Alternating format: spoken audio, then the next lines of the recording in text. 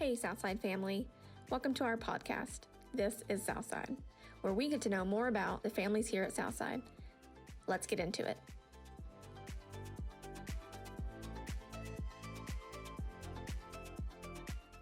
Welcome, Paula. Thanks for being on the show today. Very excited to have you.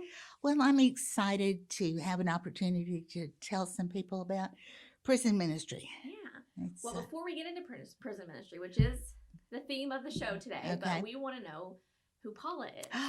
Oh. So let's start with, where'd you grow up? I grew up in South Arkansas, about 20 miles north of the Arkansas-Louisiana line. Mm-hmm. And I've always lived in Arkansas. Arkansas girl. Arkansas girl. Spent several years in Hot Springs, and it's kind of interesting.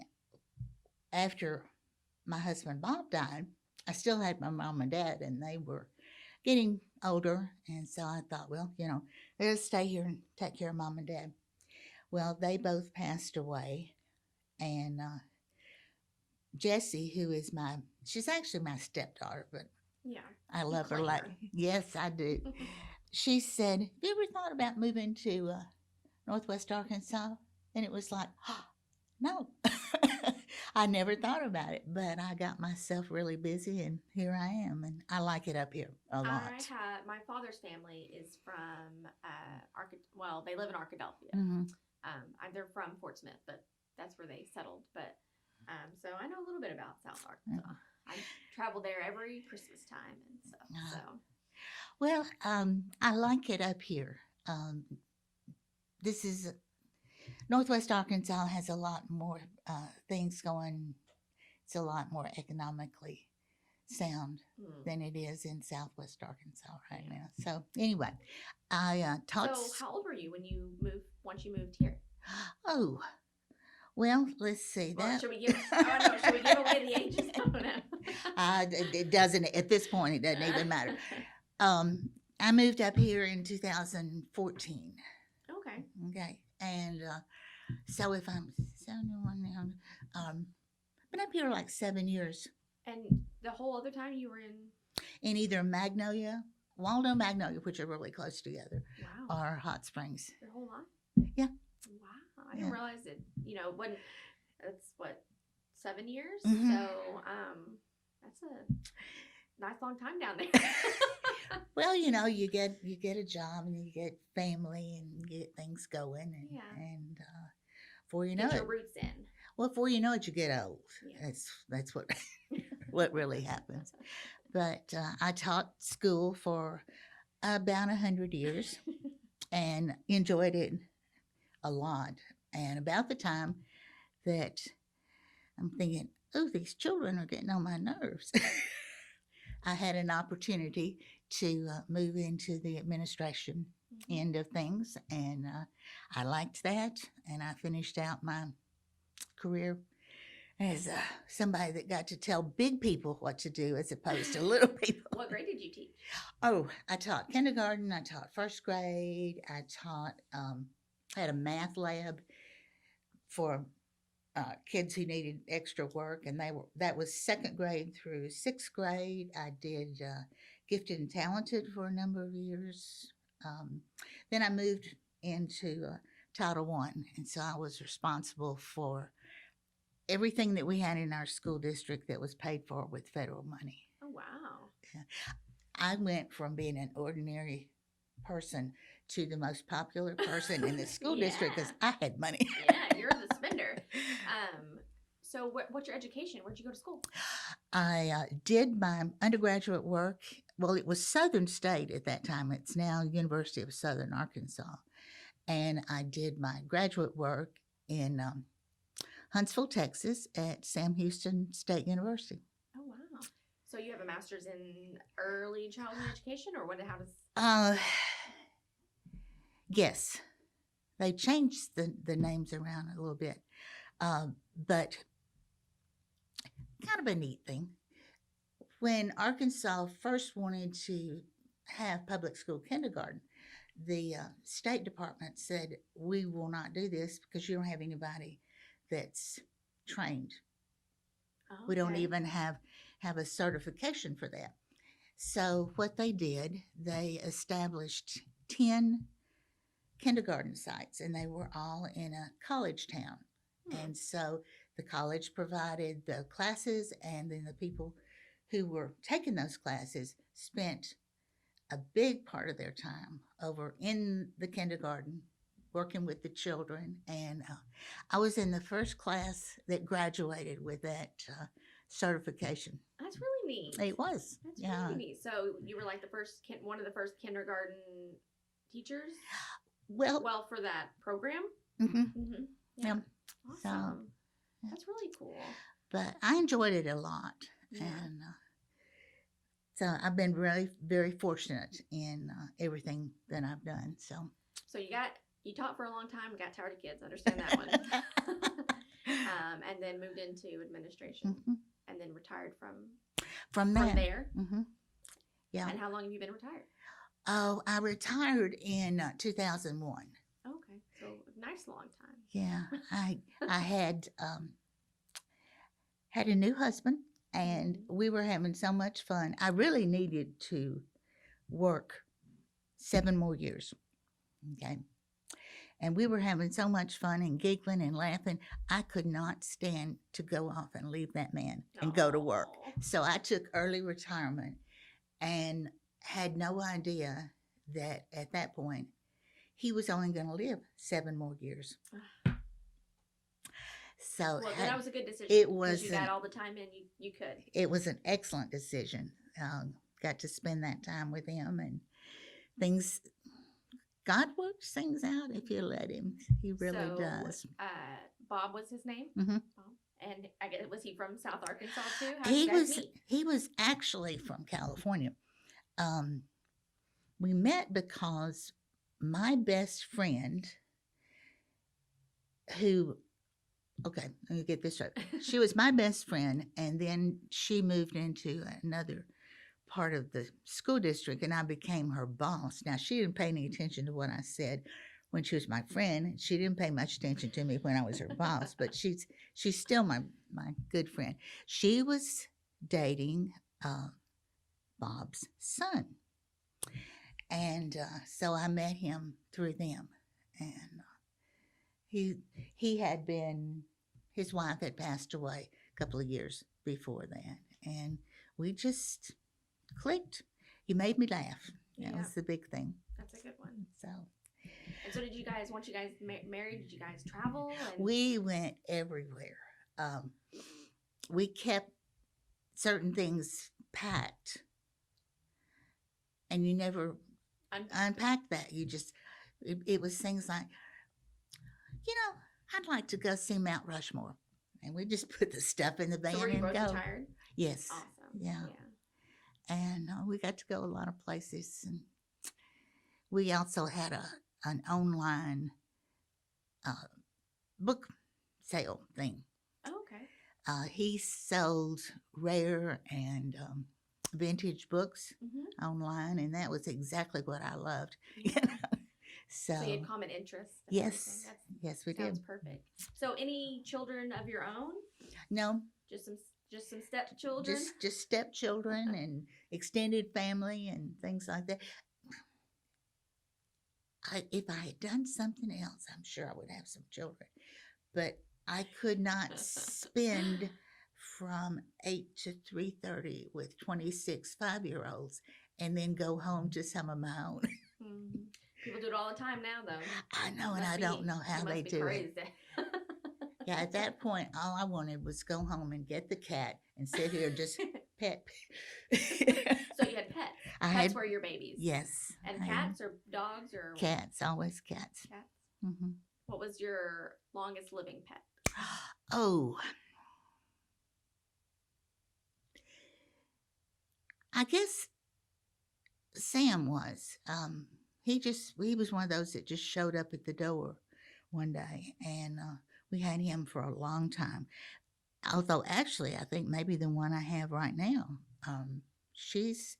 I figure she's about 12. Oh, wow. Yeah. Have you seen those cats that live to be like 25? Isn't that crazy? It is.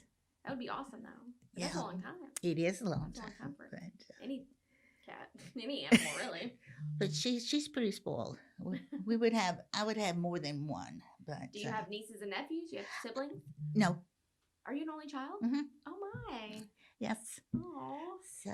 And so, are your parents also from South Arkansas? My mother was. My dad was from around Conway. Okay, but Arkansas, man, you are Yes. through and through Arkansas, aren't you? Well, now several generations back, all my family lived in Georgia, and when Sherman started his march to the sea, they went, this is not a good place to be. So there were 5 families, and they packed up their wagons and headed out, and they got as far as South Arkansas. And I don't know if they were. It's awesome that you know that, though. That's cool history. I don't know if they were tired, or it looks like a nice place, but I wonder how long it took on a wagon to get here. Oh, I have no idea. I would be tired. But starting a brand new town with 5 families, and they married each other, and I was related to every single person in town. Never did anything that somebody didn't see me and call my mama before I got home. So kept me on the straight and narrow pretty good. So you moved to Northwest Arkansas in 2014, and how did you end up at Southside? Well, I had gone online, and no, I hadn't. I'd gone to the phone directory. I wasn't hooked up on my computer yet, and so I'm writing down all the churches in the area and thinking, yeah, I could drive to Spring. Yeah, I could drive. And so I had them all written down, had their addresses, but I wasn't online yet, so I didn't know what time anything was. So it's Saturday, and I'm going to go out, and I'm going to look at a couple of these places, and I know they're going to have a sign that's going to tell me what time. Well, I guess, I left my list at home. And the only one that I could remember, I said, okay, there's one on Dixieland. I knew where Dixieland was. Mm-hmm. So I came here, and I really liked it. I decided I was going to go a few other places, and I kept going somewhere and coming back here and going somewhere. And I thought, this is where I need to be. Yeah. So did you grow up Church of Christ? Did you have a church down in South Arkansas that you guys went to? Mm-hmm. Awesome. So you were kind of specifically looking for a Church of Christ? Yes. Church. Yeah. So God let you leave your list at home. Yeah. God directs me and sends me places, and all I really need to do is just pay attention. Isn't that the truth? But we don't, do we? Not all the time. Sometimes we have to get knocked over the head a couple of times. Oh, yeah. I've done that too. And so what made you stay at Southside? What made it feel like home to you? This was the first congregation I think that I had ever been part of that had so many things going for other people. Other congregations I had been associated with did things for themselves. Mm-hmm.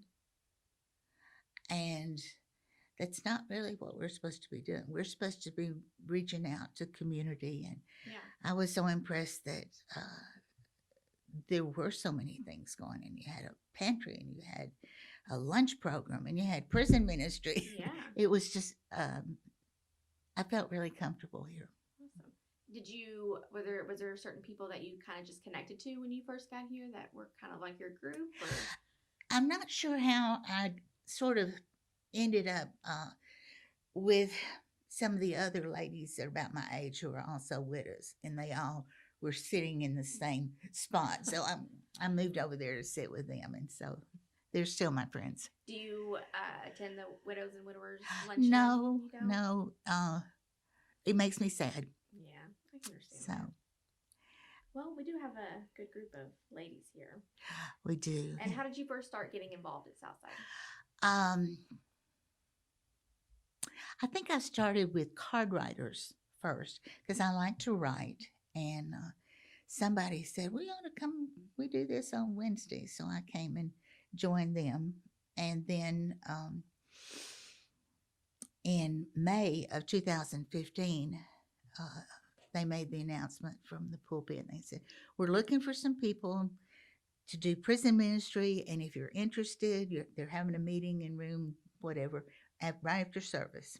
And so I thought, okay, I'm gonna go see what they have to say about this. And I thought, I can't think of a reason why I shouldn't do that. And it stuck. It did. So do you know how prison ministry started? I know that Shirley O'Hearn started this, and I don't know as much as I would like to about how she started. Shirley was already really sick and not attending too much by the time I got here. So I really didn't get to know her. But, oh, goodness, that lady, we have a single sheet of paper with everybody's information on it. And there are thousands of these that she started herself. Yeah. And that's really says a lot. Do you know what was the first prison that they wrote to? They were writing to women in Mabel Bassett and Eddie Warren, and those are our two women's prisons in Oklahoma. Okay. And I'm not sure how we ended up doing Oklahoma. Yeah. But still doing those same ones. Mm-hmm. Awesome. But you've expanded. There's more. We have some in Tulsa. I have a nice sized group of ladies at Wrightsville. Mm-hmm. And sometimes we get people from women from Newport. We have men, but they're everywhere. We have one guy from Pine Bluff and two people from Mariana and somebody from Malvern. And they're really scattered around. But it's pretty much all Arkansas or Oklahoma. Mm-hmm. Yeah. And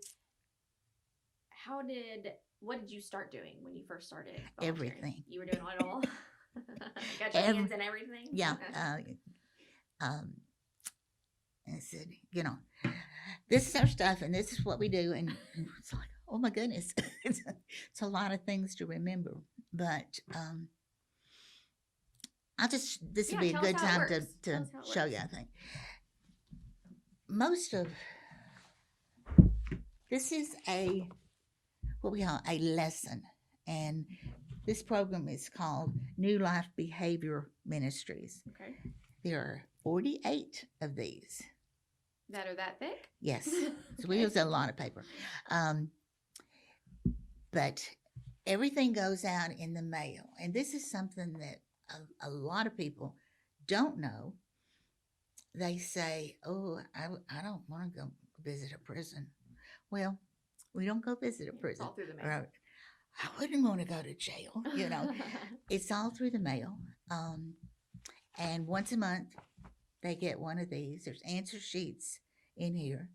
They get a return envelope.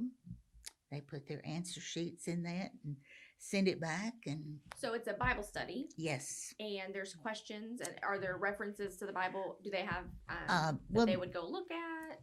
There's stuff to read. There's a lot of pages to read. It starts off actually talking about the person. The first lesson is, why is it that God is concerned about me? Mm-hmm. And that is a good place to start. Most people, I think, who end up in prison don't really have a lot of confidence. And they've been knocked around and kicked around, and maybe nobody has really cared about them. Yeah. And here somebody is saying, God cares about you? Mm-hmm. And they go, no, he doesn't care about me. Nobody does. Why would he? Yeah. Yeah. And so there's 3 parts to this. And this many pages have things that they are to read, and there are scriptures that they need to look up. Okay. And then this is the answer sheet for kind of like a quiz. Part. Kind of like a quiz. Most of the answers are multiple choice. Mm-hmm. And this is not to be critical, but a lot of these ladies don't write well. Mm-hmm. And so it's easier for them to do multiple choice. For sure. And makes it easier to grade too. So that's once a month. Yes. There's three lessons lessons in each month, and there's 8 months or 8 packets with 3 lessons each. 48. 48. Yeah. So that's that's like. Yeah, and I have had some people that have done all 48 of them. Really? Mm-hmm. And what happens at the end?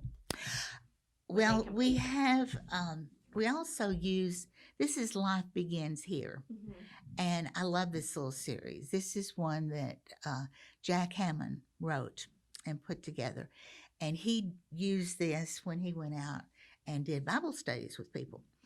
And when Jack began to get where his health wouldn't let him do that anymore, he boxed up all of his stuff and gave it to us. And I wish they would all go through this first, because it gives them such a good foundation about. So does that get sent in the first packet? Only if they want it. They get to choose. Okay, so let's start. How do they get a hold of you? How do you know they want the stuff? They either write to us, or one of their friends who's already doing this will write on there, send my friend so-and-so, so-and-so. Yeah, word of mouth. Yes. And which is funny, because I'm sure some of these people really didn't plan on doing Bible study. Yeah. Somebody sent their name in, and it's like, why am I getting this? But it grows really fast. Right before the pandemic started, we had about 340 students. Oh, wow. And that's just women, right? Or Well, women and men? It's women and men, but there's only about 12 men. Oh, okay. It's a real small number. I don't know who we're going to hear from. I've already been getting some lessons back. I think they paroled a number of people. Now you get all of your stuff back, and it says paroled, and which is a good thing. You want them to go home. Yeah. But we go from God being concerned about you to things like family. What does it mean to have a strong family? What does it mean to be a Christian wife? How do you pick out a good spouse? What do you look for in a Christian man? And then the next lessons go into things about sort of like their personal true freedom. They don't have much freedom. Yeah. But you can have true freedom in Christ. Yeah. And then we go into managing my anger. Oh, that's a really popular one. It's a very good one. And then you have another one that's really popular is Christians against substance abuse. Because a lot of these ladies are. I would say that's the majority of what the struggle is. Yeah. And that is so sad, because once you get to where you're doing this serious enough that you end up in prison, it's hard to get away from them. Yeah. It's really hard to get away from it. But they can choose, they get this information, this list, all of these, all 48 of them, and they get to choose where do they want to start. And they, like I said, managing my anger and attitudes and behaviors, those are popular ones. The one about the drugs, and the last one is, okay, you're getting ready to go home. What do you need to be thinking about? What do you need to be doing? Yeah. And you want to send them a big sheet of paper that's all it says is, don't go back to the same friends. Yeah. Get some new friends. Yeah. But so the like a welcome packet you send them, and it has this list of all the different units, and they can choose which ones they want to do. They don't have to do it in a certain order. No. Some people want to start with number 1 and go all the way through, and that's fine. You can skip around, and they get once they finish a set of these, a set of 4 of these, they get a certificate. Okay. You know, has gold around or silver around the edges. Looks pretty good, and I think it's important that they get something that they recognize. I did this, and the people there think it's important, and I think it's important. Mm-hmm. Yeah. But I get little notes on little bitty pieces of paper. Just here's somebody's name and address. Opened an envelope once, and it was like confetti. There were like 20 something little bitty pieces of paper in here from 20 something people. And that's fantastic. It is. It really is. But it's word of mouth. And the people who send their own information in are the people who are going to stick with it the longest. Yeah. Do you think that the prisons have us as a resource? Like they have us as a resource for people to reach out to? Like, is that how that works? They very well may, but I think it's more, somebody in your pod is doing this, and they see people changing. Yeah, that's an important thing, and that's actually why I do this. It is so, I can't tell you how it makes you feel to see over time people going from being so angry, so hostile, and they get a little touch of God, and it's not me doing it, it's God working on them. But to see where they are now, one of my favorite examples for this, there's a lady down at Wrightsville. I don't know why she sent her information to us, because she had this sheet and she had about half of these marked off. Don't ever send this. Don't ever send it. And she was very angry, very, very angry. And now she teaches a Bible class, and she has an every night prayer meeting. Oh, is she still in prison? She is still in prison, but she's come a long way. That's awesome. It is awesome. Those are the success stories. Uh-huh. So have you had people that have done it and maybe not finished it, but done it and then got out of prison and still communicated? Yes. We will, if they go home, if they'll send us their home address, we'll be happy to send it to them at home. And we have some people that do that.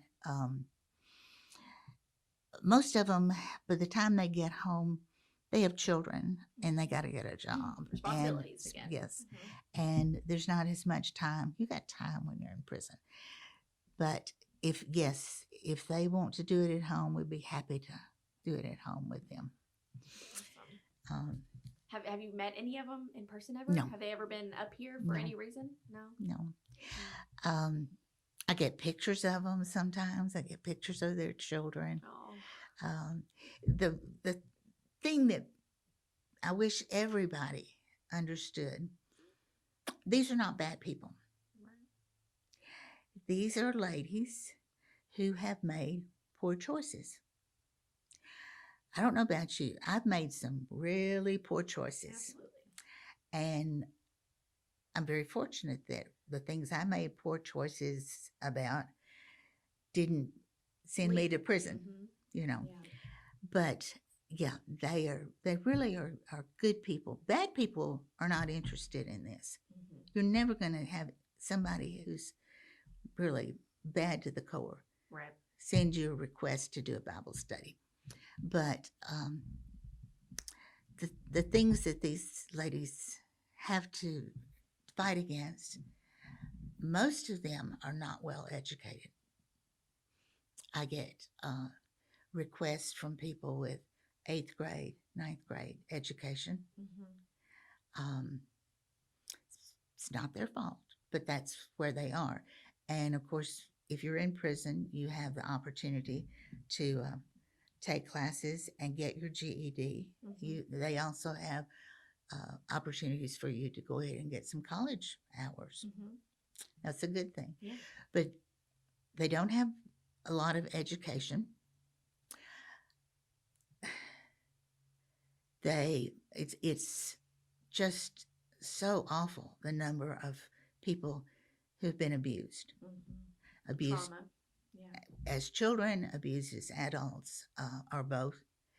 And that plays into a whole other area of things that you get into. And then they get into drugs. And the biggest one on that list, they do not know God. They did not grow up in a household where mom and dad went to church and took them every Sunday. They didn't go to Bible school. They didn't go to vacation Bible school. They don't know God. Right. They don't know what he can do for them and what he's willing to do for them. And so it's pretty nice to be able open to their eyes to that. Well, to introduce people to the Lord. Yeah, for sure. Yeah. It's an awesome opportunity. It is. It really is. So how can people get involved in this? Because we have a prison ministry and I'm sure you have volunteers that help you all the time. Mm-hmm. But it's probably one of those that a lot of people don't know we do. They may not, or they probably think, oh, I'm going to make them go to a prison. Or they think they have to write a letter to these people. Mm-hmm. We send out letters with the packets. This is the one I'm getting ready to send out. I don't know if you can. 4th of July. 4th of July, Stars and Stripes.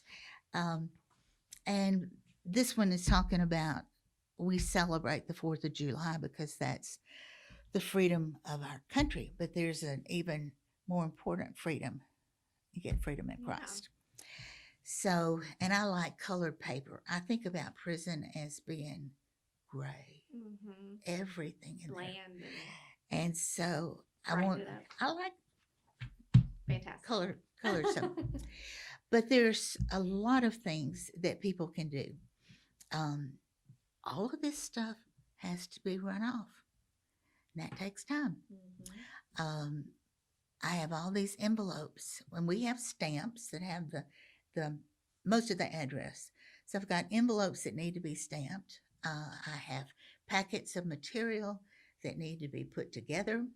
I have addresses that need to be written on this stuff. There's all kinds of jobs. So nothing is pretty much handwritten. You grade papers, but most everything is already done. You just got to copy it and put it together and put it in envelopes. And that depends on the person. The level of, yeah.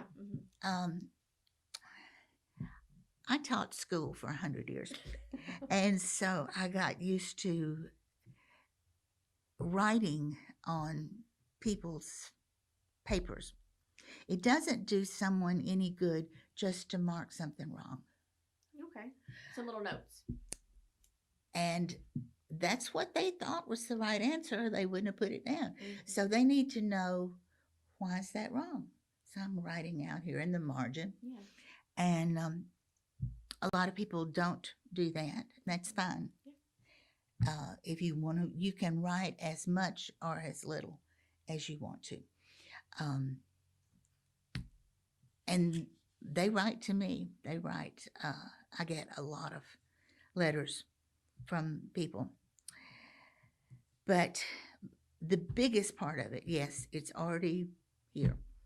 I have some people that want me to put everything that's going out this month in an envelope that's already addressed and just say, here, sign your name to it. I have other people who want to grade all of their own stuff. That's fine. So there's whatever somebody wants to do, between doing almost nothing to doing almost everything. We'll find a place for you. That's awesome. They can do as much or as little as they want to do. That's awesome. And people, I think, when they find out it's not as hard as they make it. Or it's they think great ministry. It is. Yeah. But when they find out what it's about, they kind of get to know these women. And that makes, I think, you want to communicate more. Yeah, and you learn that they are just people, They're same as you and I, but just people. different circumstances Mhm. and situations. So you said that before COVID you had over 300. So how did COVID impact you guys? Well, first of all, I think a lot of people died. Mm. Uh, and one thing, we kind of put everything here on hold because I couldn't come up with a good plan for getting this stuff to my volunteers without us having me to go to their house or them to come to the office. Then when our office was shut down, um, I didn't have a way to get the postage put on things. Mm-hmm. So we just kind of, and who knew it was going to be that long? Nobody thought it was going to be that long. I'm thinking a couple months, that won't impact things too bad. But we were not doing this much longer than I expected. But I had women who wrote things, one of them that just floored me. She said there are 800 and some odd people, but 800-ish folks in my unit. Only 11 of them did not test positive. Oh, wow. And somebody else would write. I heard it went rampant through the prison. Well, they're in a confined place. Yeah. And hard to stay 6 feet away from everybody. Oh, yeah. There's enough room for everybody. And they're in little pods. And it also was really hard on them because they didn't leave that pod for anything. Mm. Their meals were brought to them. They ate in their pod as opposed to going to the cafeteria and being able to see different people. Yeah. So they were even more confined. Yes, yeah. Yes. And people would write, my closest friend 2 beds over from me just died. Oh. And, you're just going, oh. Yeah. But I think also, and as I said earlier, a lot of people have been paroled. Mm-hmm. So what's your number now? I don't know. Still trying to pick up the pieces. And when I say we had 300 plus people, it varied from day to day. Mm-hmm. It depended on when I counted them. Yeah. So you have volunteers now, but you could always use help, right? Yes. You're always in need. I need. Well, and I've got to. Now, I'm not going to replace Marita. Marita is not replaceable, but she had a lot of ladies. She was such an example for me, and now I've got to find somebody that can pick up all of her women. Mm-hmm. So, yeah, I'm looking for folks. And how can they contact you? They can call the office and leave their name. They can call the office and get my phone number. They can come up here. I'm in the church directory. It's just any number of ways to find you. We'll make it easy on you. Yeah. My goal when someone starts this, some people take everything home, okay? And some people want to come up here and work in the office. And we've got office space for the prison ministry that people can come work in. Mm-hmm. Yes. And so that's up to them, however you want to do it. But where was I going? I lost my You said train. What you like to see. Oh, yeah. Thank you. You're welcome. I think people should spend about 2 to 3 hours a week on this, not more. You should, and we're talking about once a month. So if you spent 2 hours a week, you're talking about 8 hours a month. Yeah. It's not a whole lot of time. Yeah. And like you said, it can be as much or as little as they want. If they want to do a lot more, they can do a lot more. I will be happy to let them do a lot more. But yeah, it should not take them really over 2 hours to do this. And what is your goal for, what would you like to see the prison ministry become? Do you have any sort of big time goals for that? Well, we got to recover from COVID. That would be we say it's over, but we still have some. No, I think we're going to have another round of this. I want to see more women sending me a letter saying, sign me up. I want to open more packets, letters from people, and have them write down at the bottom, I was baptized last Tuesday, things like that. I'm sharing this with my daughter. I'm sharing this with the people in my pod. I just want them to get to know the Lord. Yeah. And tell everybody they know. Spread the word. Spread the word. And you never know how this is going to, figure out down the road. Somebody may do several of these lessons and then think, I don't want to do this anymore. And then maybe they go home at that point. And something happens in their life and they think, they used to talk about prayer a lot. Or they used to talk about putting your stress on God and letting Him take care of things. Maybe I need to be doing this again. So I do have people that I hear from pretty regularly, and then I don't hear from them for a while, and then here comes another lesson, maybe months before you get something back from somebody. But sometimes you have no idea if they go home. I want them to go home and find a church home. I want them to take their children to church. I want them to teach their children about the Lord. Yeah. It's a great goal. So it is. Well, thanks, Paula. Thanks for being a true servant and serving those that are less fortunate, which is what we are. Well, I think, honest and truly, I get personally more out of this probably than the women do. It keeps me humble, for one thing.